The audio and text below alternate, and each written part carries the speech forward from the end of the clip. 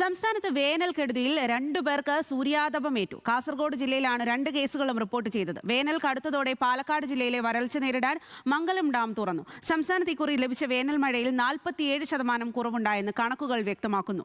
വേനൽ ആശങ്കകൾക്കിടെ ഇന്നു മുതൽ മഴ ശക്തമാകുമെന്നാണ് കാലാവസ്ഥാ റിപ്പോർട്ട്. കാസർഗോഡ് നഗരസഭ 19ാം വാർഡ് കൗൺസിലർ എൻ ഉണ്ണികൃഷ്ണനാണ് പൊള്ളലേറ്റത്. പൊതുപരിപാടിയിൽ പങ്കെടുത്ത ശേഷം കാഞ്ഞങ്ങാട് നഗരത്തിലൂടെ ഇരുചക്രവാഹനത്തിൽ സഞ്ചരിക്കുമ്പോഴാണ് സൂര്യാതാപമേറ്റത്. കഴുത്തിലും ദേഹത്തും പൊള്ളലേറ്റ ഉണ്ണികൃഷ്ണൻ നഗരത്തിലെ പ്രാഥമിക ചികിത്സാ കേന്ദ്രത്തിൽ ചികിത്സ തേടി. തൃക്കരിപ്പൂരിൽ ക്ഷേത്രോത്സവത്തിൽ പങ്കെടുത്ത 8 വയസ്സുകാരന് സൂര്യാതപമേറ്റു.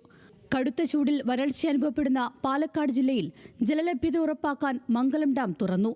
രാവിലെ 8 മണിയോടെ റിവർ ലൂയിസ് വഴി 10 സെന്റിമീറ്റർ അളവിലാണ് വെള്ളം തുറന്നുവിട്ടത്. സംസ്ഥാനത്തെ താപനില ഇന്നും ഉയർന്ന നിലയിൽ തന്നെയാണ്. കഴിഞ്ഞ ദിവസം ചില ജില്ലകളിൽ മഴ ലഭിച്ചെങ്കിലും ഇന്നു മുതലാകും വേനൽ മഴ ശക്തമാവുകയെന്ന് കാലാവസ്ഥാ വകുപ്പ് അറിയിക്കുന്നു. വരും ദിവസങ്ങളിൽ മിക്ക ജില്ലകളിലും ഒറ്റപ്പെട്ട ശക്തമായ മഴയ്ക്കും ഇടിമിന്നലിനും സാധ്യതയുണ്ടെന്നും കാലാവസ്ഥാ റിപ്പോർട്ടിൽ പറയുന്നു. അതേസമയം സംസ്ഥാനത്ത് ഏപ്രിൽ 28 വരെ ലഭിച്ച മഴയിൽ കഴിഞ്ഞ വർഷത്തേക്കാൾ 47% കുറവുണ്ടെന്ന് കണക്കുകൾ വ്യക്തമാകുന്നു.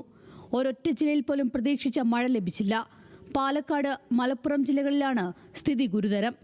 ഇരു ജില്ലകളിലും 70% മുകളിലാണ് മഴയുടെ കുറവ് രേഖപ്പെടുത്തിയിരിക്കുന്നത്. താപനില ജാഗ്രത നിലനിൽക്കുന്നതിനാൽ ജനം കടുത്ത ജാഗ്രത പുലർത്തണമെന്നും ആവശ്യമായ മുൻകരുതലുകൾ സ്വീകരിക്കണമെന്നും ആരോഗ്യവകുപ്പ് ആവർത്തിച്ചു. ന്യൂസ് മലയാളം, തിരുവനന്തപുരം.